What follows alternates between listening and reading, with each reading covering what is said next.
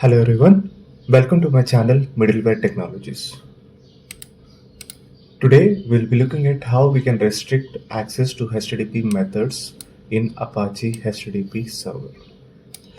So here in this video, we will try to use the mod underscore allow HTTP methods or allow methods to restrict which HTTP methods we want to allow by a Apache HTTP server when a user is trying to access some content from the server. So that is what we are going to try to implement in this video.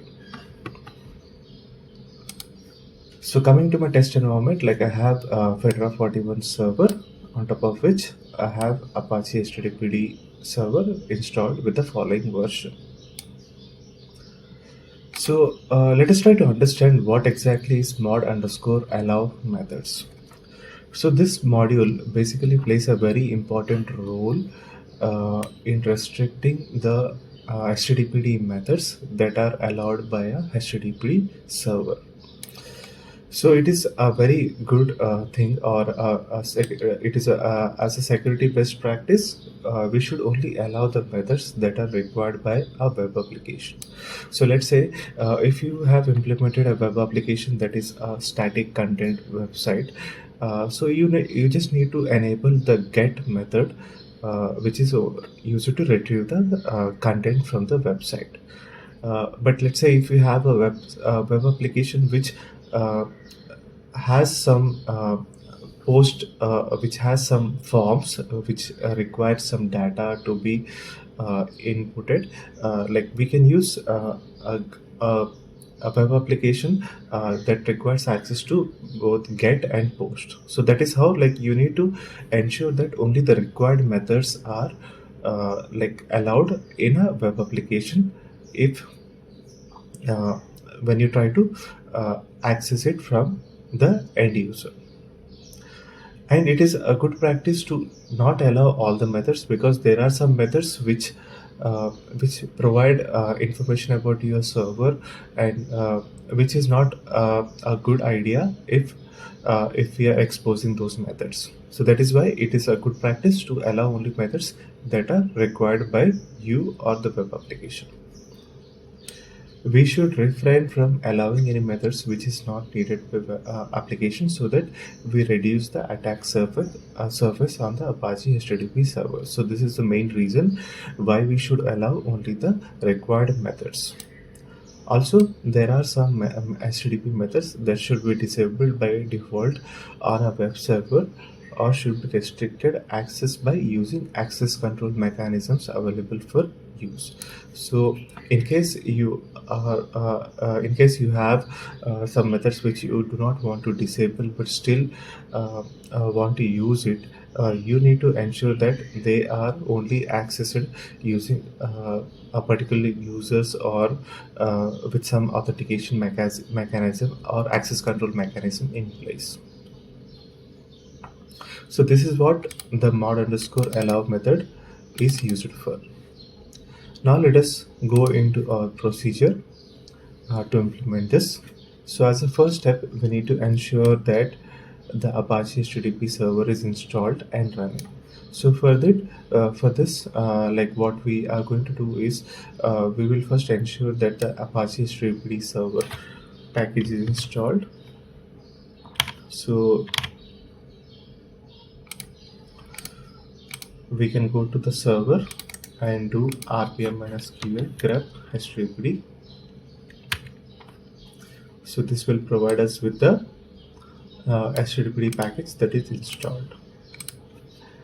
So once you are satisfied that your httpd package is installed, you can just go ahead and check the status of the package. So in my case, the HTTP service is running. So once the HTTP server is installed and running, the next step is we need to ensure that the mod underscore allow methods module is loaded.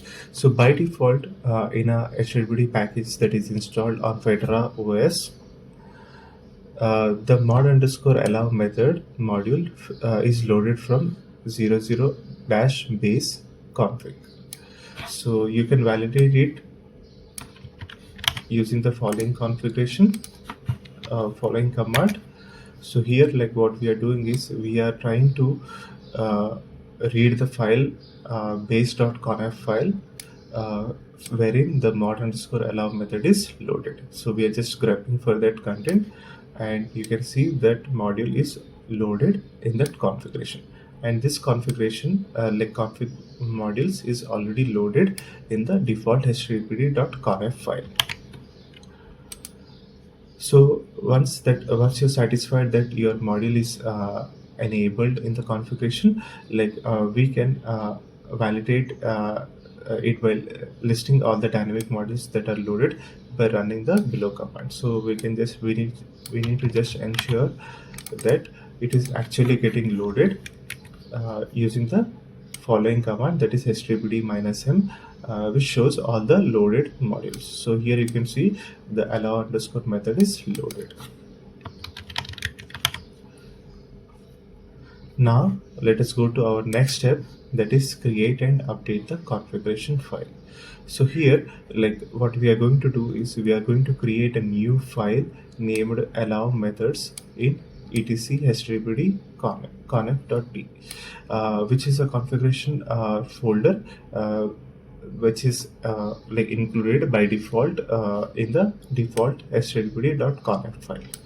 So this configuration basically suggests HTTP service to apply the mod underscore allow method module to only allow the methods listed, that is get, post, and option. So why we are using the separate configuration is we want to enable this configuration for a particular location wherein we want to allow only the following methods, that is get, post, and options in the configuration, and disallow any other methods that a client is requesting a resource with. So the client will be able to only use the following methods, and he should not be allowed to use any other methods. So that is the main purpose of this configuration.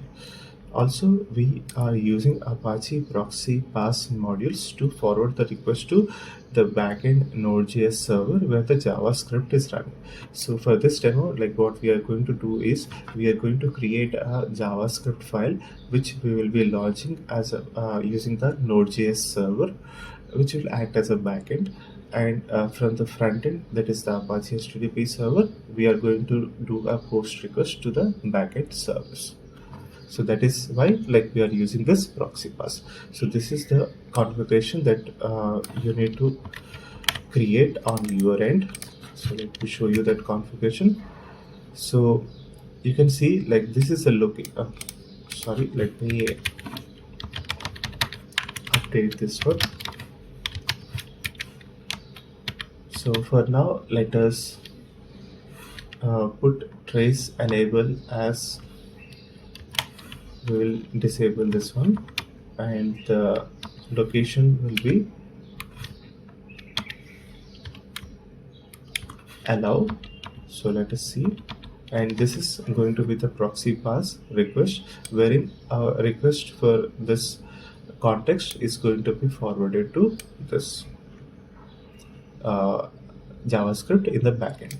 And we are using proxy pass reverse also, so that the headers which are sent from the origin server are like they are present as it is in the response which is received from the backend.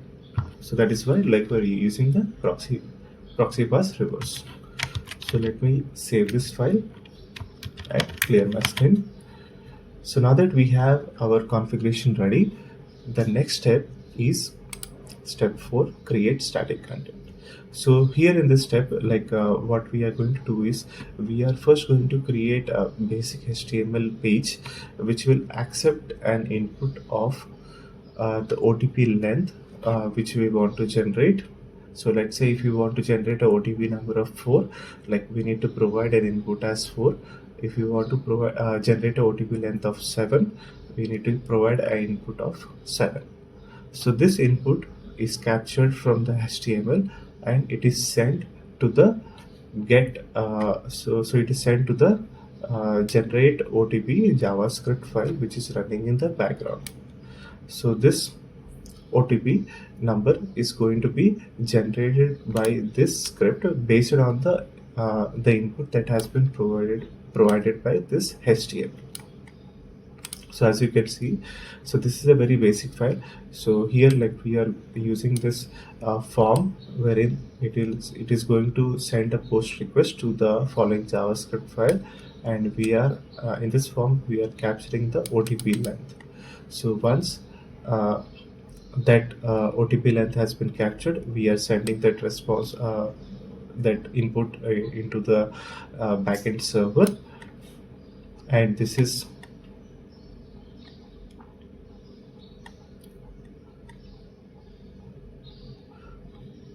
the script which basically is going to display the results for us. So basically it will await for a response from the JavaScript file, and it is going to update our response once it has received that from the backend JavaScript. So this code, like everything, will be present in the blog, so you can just refer to it and copy paste and use this content. So let me just show you that file. I have already created it on my server. So this is the getOTP.html file which will which will take the input, and it will pass to this JavaScript file which is already present on my server. So this is present at the following location. So you can see, like, this is the JavaScript file which will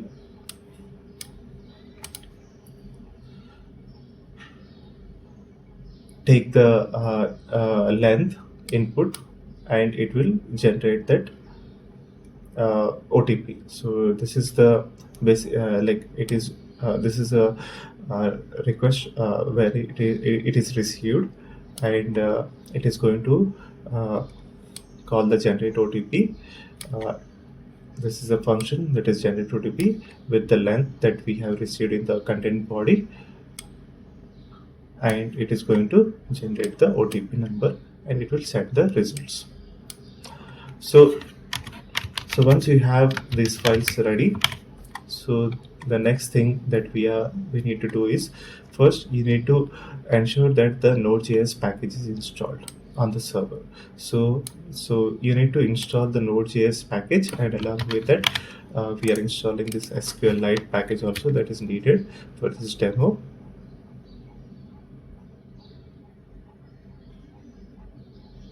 So we have both the packages installed.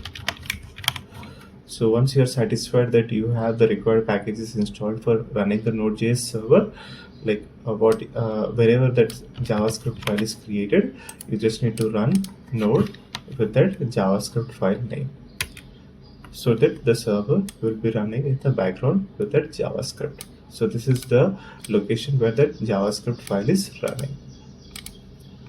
And if you remembered in our configuration, so you see, like, whenever a request is getting received for this JavaScript, we are forwarding it to the localhost 3000 port wherein that JavaScript file is running. So that is why, like, we have updated our configuration in such a way that it is forwarded to the backend wherein the server is listening. So once we have the backend server running, that is Node.js, now let us restart our HTTP service. So for that, we'll go to our server. Let me clear my screen, and let us restart the HTTP service.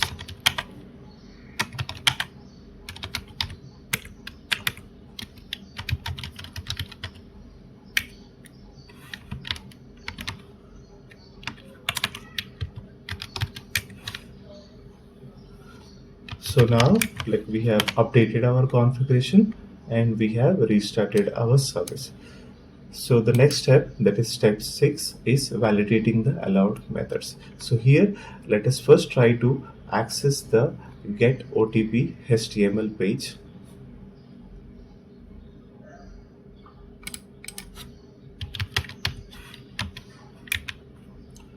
So you can see the get OTP page has been loaded. Let me just open my developer tools network section also. Let me reload this page.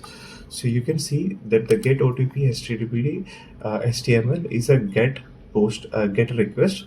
So this is accepted by the server, and we are able to get a response wherein we have a form wherein we can send the OTP number length for the post request. So let us try to generate an OTP number.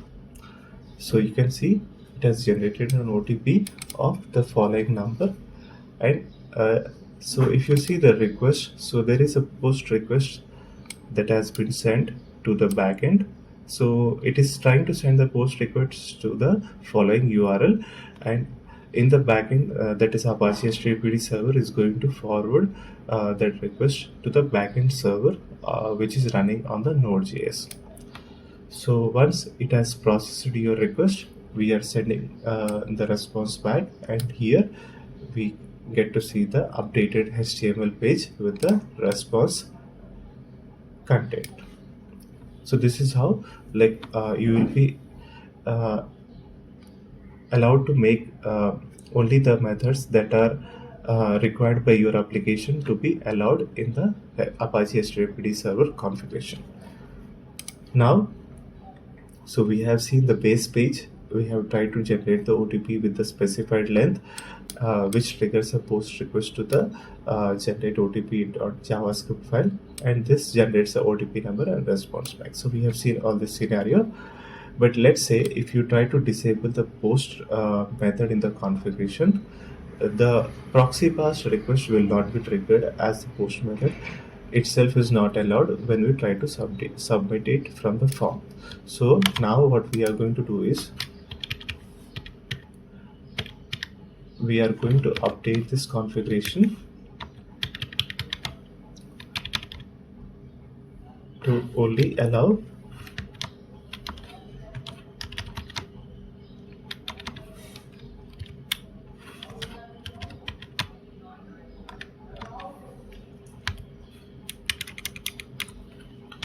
get method.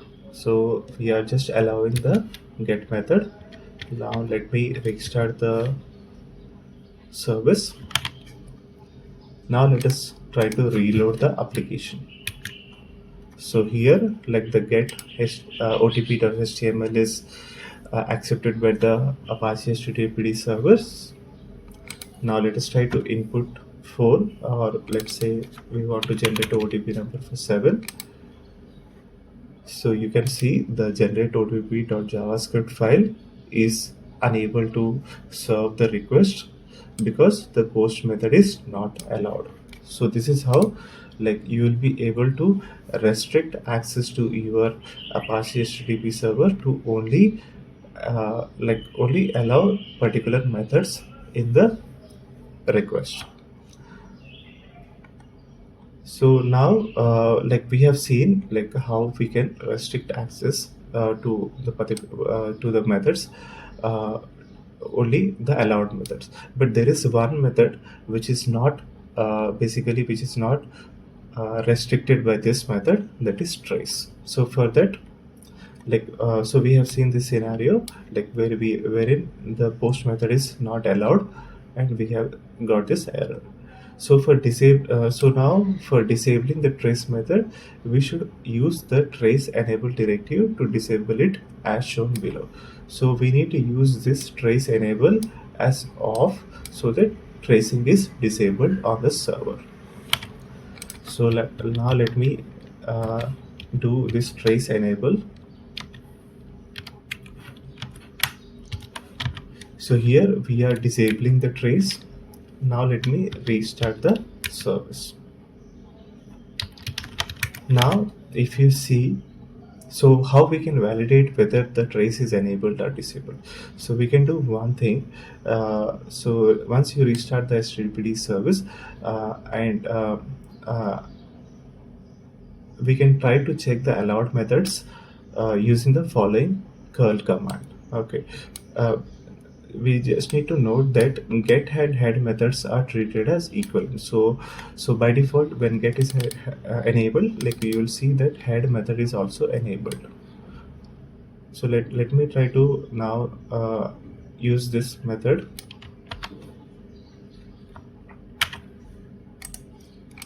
So what we are doing here is we are using we are sending an options options request to the following server wherein Apache HTTP service is running, and you will see that the allowed methods are get, post, head, and options. So we don't see any trace, any delete, or any put method being accepted by this server. So by default, like we are only allowing the following methods, and we are disabling the trace also. So this is how, like, you will be able to adjust your configuration in such a way that only the allowed methods are accepted by the HTTP service. So this is what I wanted to show you in this video, like how we can use the mod underscore allow methods configuration, allow methods module in our configuration, and also like how we can disable the trace for our Apache HTTP service. So I hope you enjoyed watching this video. Thank you all. Thank you all. Thanks for watching this video, and you guys have a great day.